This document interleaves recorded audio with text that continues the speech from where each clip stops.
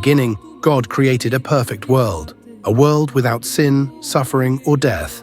And at the center of this paradise was the Garden of Eden, home to the first humans, Adam and Eve.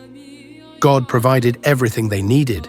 He gave them dominion over the animals, abundant fruits to eat, and the most precious gift of all, His presence.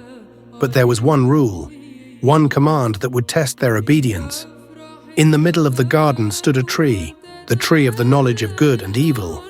And God warned them, "You may eat from any tree in the garden, but you must not eat from this one, for on the day you eat from it, you will surely die." But then the deceiver appeared. A serpent, cunning and persuasive, approached Eve. "Did God really say you must not eat from any tree in the garden?" he asked. Eve responded, "We may eat from any tree except this one, or we will die." The serpent then spoke words that would change everything. "You will not surely die. God knows that when you eat from it, your eyes will be opened, and you will be like God, knowing good and evil." Eve saw that the fruit was beautiful and desirable. She reached out, took a bite, and in that moment, the world changed. She gave some to Adam, and he ate too. Their eyes were opened, not to wisdom, but to their own shame. Suddenly, they realized they were naked. For the first time, they felt fear, guilt, and separation from God.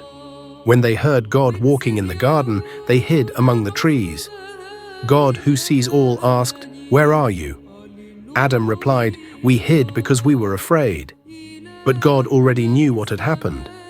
God asked, "Did you eat from the tree I commanded you not to eat from?" Adam blamed Eve. Eve blamed the serpent. But sin had already entered the world.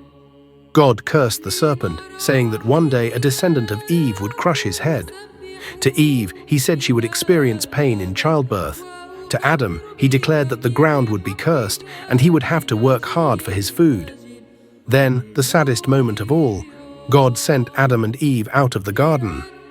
A place of peace was now lost. They were separated from the presence of God.